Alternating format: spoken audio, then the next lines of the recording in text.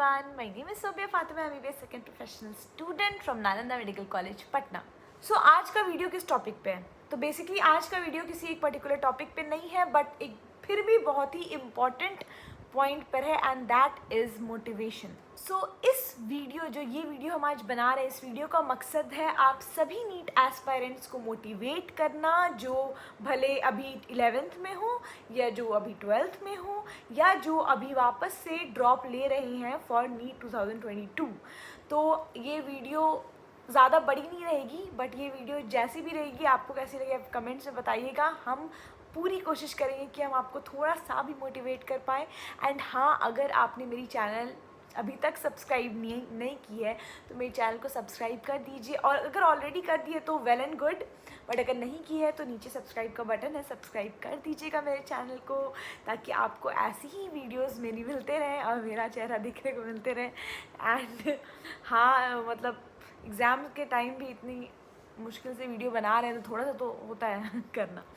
तो फिर चलिए अब स्टार्ट करते हैं. Let's begin. सबसे पहले फर्स्ट ऑफ ऑल जो बात होती है वो ये होती है कि मोटिवेशन कैसे मिलता है. मोटिवेशन आपको कोई दिला नहीं सकता है, वो आपको खुद से मिलता है. एंड मोटिवेशन के लिए सबसे ज़्यादा इम्पॉर्टेंट है पैशनेट होना. आपको उसी चीज़ के लिए मोटिवेशन मिलेगा जिसमें आप खुद इंटरेस्ट रखते हो, जिसके लिए आप खुद पागल हो एंड जिसके लिए आप खुद पैशनेट हो एंड जो आपको खुद पसंद है. तो सबसे फर्स्ट ऑफ ऑल सबसे पहली बात सारे नीट एस्पिरेंट्स के लिए कि अपने पेरेंट्स के प्रेशर में आकर इस फील्ड को नहीं चुनना. एंड कभी भी नहीं चुनिएगा इस फील्ड को अपने पेरेंट्स के प्रेशर में आके, या कोई रिलेटिव के, या फिर अपने ग्रैंड पेरेंट्स के. कुछ नहीं, जब तक खुद से अंदर से मन नहीं करे तब तक इस फील्ड में नहीं आना है. एंड हाँ, अगर आप किसी के फोर्स करने पे आए हैं और आपका नहीं निकल रहा है, आप ड्रॉप ले रहे हैं, तो आपको अगर ये रियलाइज़ होता है, ज़रा सा भी स्लाइट भी ऐसा भी रियलाइज़ होता है कि नहीं, हमको नहीं इंटरेस्ट है इस फील्ड में, हमको नहीं करना है नीट, हमको नहीं बनना है डॉक्टर, तो प्लीज़ हट जाइए.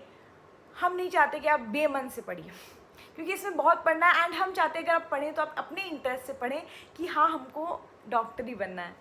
तो अगर आप ऐसा सोच रहे हैं तो आधा से ज़्यादा मोटिवेटेड तो आप ऑलरेडी हो चुके हैं. अब आपको थोड़ा सा बस ब्रशअप की ज़रूरत है. तो सबसे पहली चीज़ है कि जब आप कोई क्वेश्चन सॉल्व करते हैं या कुछ, एंड अगर वो एक बार में आपसे नहीं बना, आप बहुत टाइम उसको दिए फिर भी नहीं बना, तो मूड ऑफ करके नहीं बैठ जाना है. मतलब मेरे साथ भी ऐसा बहुत बार होता था कि जब हम स्टार्टिंग में पढ़ते थे एंड हमको लगता था कि बहुत कोशिश कर रहे हैं बट ये फिजिक्स का क्वेश्चन सॉल्व ही नहीं हो रहा है, लाइट चैप्टर या कोई टफ चैप्टर, रोटेशनल मोशन, ये सब का, तो हम भी ऐसे उदास होकर थोड़ा सा बैठ जाते थे. बुरा तो लगता है, बट नहीं, वैसा नहीं करना होता है. उसके बाद फिर हमको रियलाइज़ हुआ कि नहीं, ऐसा नहीं करना है, टाइम वेस्ट नहीं करना है. कितना भी आप मूड ख़राब करेंगे, कुछ भी करेंगे, आपको ये माइंड में चलते रहना चाहिए कि आपका टाइम वेस्ट हो रहा है. तो उससे अच्छा अब हम क्या करने लगे कि अगर हमको 100 क्वेश्चन सर बोले एक दिन में करके आने, तो हम बनाने लगते थे. एंड अगर बीच में हमको ऐसा लगता था कि ये क्वेश्चन नहीं बन रहा है 2-3 ट्राई करने के बाद भी, तो उसको स्किप करके हम आगे का क्वेश्चन बनाते थे. जो बनते जाता था उससे मोटिवेशन मिलता था मतलब खुशी होती थी कि बन गया, और जो नहीं बनता था उसको छोड़ दे रहे थे, आगे बढ़ जा रहे थे. अब मतलब इसका मतलब ये नहीं कि आप बिल्कुल कोशिश नहीं करिए, 2-3 बार ट्राई करने के बाद भी नहीं बन रहा था तो छोड़ दे रहे थे. एंड वो सारे क्वेश्चन को कलेक्ट करके एक तरफ लिख कर अपने टीचर से नेक्स्ट डे क्लास जाकर पूछते थे. तो उससे क्या होता था, डाउट्स वो एक जगह रह जाता था और डाउट्स क्लियर हो जाते थे, सर कर देते थे डाउट्स क्लियर. तो उससे क्या होता था, टाइम भी वेस्ट नहीं हुआ एंड साथ ही साथ आपका डाउट भी क्लियर हो गया. एंड ये नहीं कि बस सर बता दिए, डाउट क्लियर कर दिए तो हो गया. वापस से आके जब वापस आते थे तो वो जो डाउट वाले क्वेश्चन थे उसको खुद से भी बनाते थे. तो एक बार सर समझा दिए, एक बार खुद से बना लिए, तो अब अगले बार वापस से जब वो क्वेश्चन आएगा तो आइडिया रहेगा दिमाग में, स्ट्राइक करेगा कि अच्छा हाँ, ये तो टीचर बताए थे हमको, तो फिर हम लोग उसी हिसाब से सॉल्व करेंगे. तो इससे क्या हुआ, आपका टाइम भी बच गया, आपको हेल्प भी मिल गया, आपको समझ भी आ गया कैसे बनेगा, एंड आपके अंदर नेगेटिव एनर्जी भी नहीं आई, आप सैड भी नहीं हुए, मूड ऑफ भी नहीं किए. बहुत ज़्यादा इम्पॉर्टेंट एक और चीज़ होती है, एंड वो चीज़ कि अब आप जब पढ़ रहे हों तो आप अपना पढ़ाई का टाइम किधर दे रहे हैं. आपको ये लग रहा होगा कि आप बहुत पढ़ते हैं बट आपको मार्क्स नहीं आता है, तो हम ये बोल दें कि वो आपका फॉल्ट नहीं है. ये नहीं सोचिए कि आप में कुछ कमी है या आपका IQ कम है या आप में पढ़ने की वो नहीं है, मतलब क्या क्षमता नहीं है. द थिंग इज़ क्या आप पढ़ रहे हैं बट आप रॉन्ग डायरेक्शन में पढ़ रहे हैं। जो चीज़ आपको पता है एग्जाम में आने वाली है, आप प्रीवियस ईयर क्वेश्चन देखिए, आप उसी हिसाब से पढ़िए, क्योंकि नॉलेज गेन करने के लिए तो पूरी ज़िंदगी है, बट इस टाइम आपको कंसंट्रेट करना है एक एग्ज़ाम पर, एक कॉम्पिटिटिव एग्जाम पर। उसको क्रैक कर लीजिए, उसके बाद जितना नॉलेज दुनिया में चाहिए होगा सब गेन कर लीजिएगा, बट अभी के टाइम में उतना ही पढ़िए जितना आपको चाहिए एग्ज़ाम में। कुछ ऐसा मत पढ़िए जो आपको नहीं चाहिए एग्ज़ाम में। फॉर एग्ज़ाम्पल, जैसे अगर सर को एक डेरिवेशन करवाते हैं और उसके बाद फिर डेरिवेशन का फॉर्मूला लिखते हैं, तो बहुत से स्टूडेंट्स थे जो मतलब नोट्स में सब कुछ लिखे, तो रूम पे आके पूरा डेरिवेशन सर कैसे किए वो उस पर भी टाइम वेस्ट कर रहे हैं, आधा से ज़्यादा टाइम पे। अच्छा कैसे ये कैसे हो गया, ये डिफरेंशिएशन कैसे हो गया, ये कैसे हो गया, जबकि उस पूरे के पूरे कॉन्टेक्स्ट से बस हमको एग्जाम में वो फॉर्मूला, जो फॉर्मूला लास्ट में सर ऐसे बॉक्स में किए, उसी से मतलब है। उसके ऊपर का कुछ नहीं आने वाला है, क्योंकि सब्जेक्टिव नहीं ऑब्जेक्टिव है, और हम लोग को बस इतना आना चाहिए कि उस फॉर्मूला को कैसे लगाएं वहाँ पर। सो मेरे हिसाब से पूरा का पूरा डेरिवेशन में टाइम वेस्ट करने से अच्छा आप फॉर्मूला लर्न करने का हैबिट ज़्यादा बनाइए। हम ये नहीं कह रहे बिना समझे लर्न करिए, बट उतना क्वेश्चन मत करिए उस चीज़ को कि क्यों किया, ऐसा क्यों किया। मेरे हिसाब से आपको फॉर्मूला लर्न करने पे सबसे ज़्यादा फिजिक्स केमिस्ट्री में फोकस करना चाहिए, एंड आपको एक चार्ट में हमेशा फॉर्मूला लिख लेना चाहिए एंड उसको लर्न करते रहना चाहिए। एंड बस लर्न भी नहीं, साथ ही साथ उसको क्वेश्चन में अप्लाई करना भी आना चाहिए। एंड वो कैसे होगा, वो क्वेश्चन प्रैक्टिस करने से होगा। तो आपको ज़्यादा से ज़्यादा क्वेश्चन प्रैक्टिस करना चाहिए। अभी तक तो हम फिजिक्स केमिस्ट्री की बात कर रहे थे, जब बायो की बात आती है तो बहुत से लोग बोलते हैं कि बायो में तो एनसीईआरटी पढ़ के हो जाएगा, उसमें उतना ऑब्जेक्टिव सॉल्व करने की ज़रूरत नहीं, क्योंकि लाइन बाय लाइन एनसीईआरटी का ही आता है। बट ऐसा नहीं है, ऑब्जेक्टिव सॉल्व करना बायो में भी उतना ही इंपॉर्टेंट है जितना फिजिक्स केमिस्ट्री में है, क्योंकि बायो में सबसे ज़्यादा ट्विस्ट करके क्वेश्चन आ जाता है, एंड इतना ट्विस्टेड आता है कि आप कभी कभी कंफ्यूज रहेंगे, क्वेश्चन पढ़ के ही कुछ और पढ़ लेंगे एंड कुछ और टिक कर देंगे, कुछ और बबल कर देंगे, एंड बाद में लगेगा कि अरे कुछ और ही पूछा था। कभी एक्सेप्ट लिख देता है, कभी कुछ लिख देता है।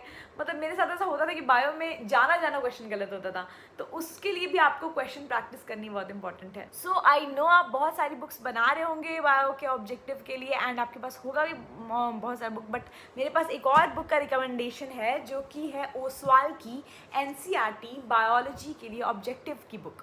एंड इस बुक का ये खास बात है कि इसमें 5000 प्लस ऑब्जेक्टिव क्वेश्चंस हैं, एंड इसमें साथ ही साथ माइंड मैप्स है, हॉट्स है, एनसीईआरटी एग्जाम्पलर है, समरीज है, असर्शन रीजन है, एंड लास्ट 11 इयर्स का कंप्लीट चैप्टर वाइज एनालिसिस है। सो ये एक मोटी सी बुक है जिसमें सब कुछ है जो आपको चाहिए बायो के ऑब्जेक्टिव सॉल्व करने के लिए। ये ओसवाल गुरुकुल ऑब्जेक्टिव बायोलॉजी आपको नीट क्रैक कराने में बहुत हेल्प करेगा, क्योंकि अगर आपका बायो अच्छा हो तो आपका ओवरऑल मार्क्स इम्प्रूव बहुत ज़्यादा हो सकता है। एंड ये आपको कैसे हेल्प करेगा वो भी हम बताते हैं। इस बुक में आप देख सकते हैं कि 10 यूनिट असेसमेंट्स है फॉर सेल्फ इवैल्यूएशन, और इसमें सेलेक्टेड प्रैक्टिस क्वेश्चंस रहते हैं विथ हिंट्स एंड एक्सप्लेनेशंस, और इसके साथ ही साथ आप देख सकते हैं इसमें माइंड मैप्स रहते हैं, जैसे हाई ऑर्डर थिंकिंग स्किल, उसके अलावा NCERT exemplar problems, HOTS and assertion reason. इसमें चैप्टर वाइज एनालिसिस रहता है नीट, आईआईटी, जेई और एम्स के क्वेश्चंस का। इसमें chapter wise subject wise summaries भी रहता है, आप देख सकते हैं रिकैप भी है, माइंड मैप भी है, सब कुछ है। एंड ये लास्ट 11 ईयर्स का पूरा इसमें सारा जितना भी एग्जाम्स हुआ है उसी के बेसिस पे सारे क्वेश्चंस हैं। सो अगर आपको बायो के लिए बुक खरीदनी है तो हम लिंक डिस्क्रिप्शन में डाल दिए हैं। अब आगे बढ़ते हैं। कुछ लोगों का बचपन से ही सपना होता है नीट निकालने का, जैसे मेरा था कि जब बचपन में कोई हमसे पूछता था एलकेजी में कि क्या बनना है, तो मेरे मुंह से डायरेक्ट डॉक्टर ही निकलता था। वो अलग बात है कि कभी हमसे ऐसा नहीं हुआ कि जैसे सर लोग पूछते थे क्लास में कि किस चीज़ की डॉक्टर बनना है, तो हम कभी उतना स्पेसिफिक नहीं कह पाए कि किस चीज़ की, क्योंकि हमको लगता था जाके कॉलेज में एनालाइज करेंगे। सो बट ये था कि डॉक्टर से मेरा जवाब इतना सा भी नहीं हिलता था, एंड इतना सा भी हम वो नहीं क्रैक करते बोले हम कि कुछ और भी, क्योंकि मेरे दिमाग में सिर्फ डॉक्टर था। आई डोंट नो क्यों ऐसा था, बट बचपन से ऑब्सेशन या एक पागलपन इस फील्ड के लिए था, तो वो होना ज़रूरी है। आप बस एक दिन ऐसे मन किया चलो क्या करते हैं, मेडिकल की तैयारी करते हैं, वो नहीं होता है। प्यार होना चाहिए आपको इस फील्ड से, एंड अगर आपको प्यार है, अगर आपको पागलपन है, अगर आपके दिमाग में वो मतलब शिद्दत क्या बोले उसको है, तो आप उसके लिए मेहनत भी करेंगे। एंड जो लोग कहते हैं कि हम मेहनत तो करते हैं बट हमको नहीं आता है रिजल्ट, तो वो सरासर गलत है, क्योंकि अगर आप मेहनत करेंगे तो वो आपके रिजल्ट में रिफ्लेक्ट होगा। अगर आपको नहीं आ रहा है वैसा रिजल्ट, तो कहीं ना कहीं आप कोई ना कोई जगह पर गलती कर रहे हैं। बट ये आप मत समझिए कि आप वीक हैं। आपका हो सकता है तरीका पढ़ने का भी गलत हो, आप हो सकता है आपके ट्यूटर आपको अच्छे से नहीं समझा रहे हो सकता है कुछ आप बुक सही नहीं कर रहे हो, बट कभी भी आप सेल्फ डाउट पे मत जाइएगा, क्योंकि अगर आपको इस चीज़ में इंटरेस्ट है तो आप उसमें अच्छा ही करिएगा, आपको बस सही गाइडेंस की ज़रूरत है। बहुत से लोग ड्रॉप करने के बाद डर जाते हैं एंड उन्हें लगता है कि दोबारा से तैयारी नहीं करनी चाहिए क्योंकि अच्छा मार्क्स नहीं आ रहा है एंड मतलब नहीं निकला नीट तो क्या ही ड्रॉप करें, रहने देते हैं, या तो प्राइवेट ज्वाइन कर लेते हैं या तो छोड़ देते हैं, नेक्स्ट फील्ड में चले जाते हैं मन रहने के बावजूद। बट मेरा ये कहना है कि हम खुद एक बार मतलब एक साल ड्रॉपर है एंड 2017 में मेरा भी नहीं निकला था, हाँ मेरा भी मूड ऑफ हुआ था, हमको भी बुरा लगा था, बट फिर भी हम अपने आप को मोटिवेट किए कि नहीं सोबिया, तुम्हारा एक बार नहीं हुआ तो क्या हुआ, तुम दोबारा ट्राई करो एंड इस बार अपना 100% देना एंड इस बार देखना पक्का होगा। एंड हमको इस बात का रिग्रेट नहीं होना चाहिए एग्ज़ाम देने के बाद कि हम अपना 100% नहीं दिए। अगर उस टाइम भी नहीं निकलता, क्योंकि उसके बाद निकल गया मेरा, अगर उस टाइम भी नहीं निकलता तो हमको रिग्रेट नहीं होता कि हम अपने आप को एक ट्राई भी नहीं दिए, अपने साइड से तो दिए। एंड मेरे हिसाब से अगर मेरा एक ड्रॉप के बाद नहीं निकलता तो हम अपने आप को दोबारा चांस देते, वो अपने दिमाग में प्लान किए हुए थे। इसलिए अगर जब तक आपको लगे कि आपको गिव अप नहीं करना है, जब तक आपको लगे कि नहीं आप कर सकते हैं, हो सकता है पिछले बार 100% नहीं दिए, इस बार 100% देंगे, तब तक आप ट्राई करते रहिए, क्योंकि एक न एक दिन हो जाएगा। हो सकता है कि आपका पहला बार नहीं निकला, दूसरा बार नहीं निकला, हो सकता है स्लो लर्नर हैं, आप नहीं उतना जल्दी कैच कर पाते हैं अपने अदर बैचमेट्स के साथ की तरह, हो सकता है कि आपको समझने में थोड़ी देर लगती है, हो सकता है आपको ज़्यादा गाइडेंस की ज़रूरत है, हो सकता है आपको ज़्यादा देर लगता है एक ही चैप्टर को समझने में जबकि आपके फ्रेंड को नहीं लगता है। तो इन सब चीज़ों से जितना आप इन सब चीज़ों में घुसिएगा उतना आप डिमोटिवेट होइएगा।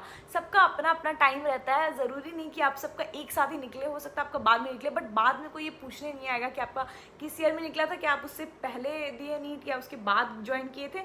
आप भी डॉक्टर रहेंगे, वो भी डॉक्टर रहेगा। सो एकदम उस चीज़ का टेंशन नहीं लेना है, कभी भी एम्बैरस नहीं होना है, कभी भी सेल्फ डाउट में नहीं जाना है एंड हमेशा हैप्पी रहना है एंड हमेशा मोटिवेटेड रहना है एंड हमेशा अच्छा मोटिवेशनल सॉन्ग सुनना है एंड अच्छा खाना है, अच्छा हेल्दी खाना है, ड्राई फ्रूट्स खाना है, बादाम खाना है एंड हाइड्रेटेड रहना है एंड ऑल द बेस्ट।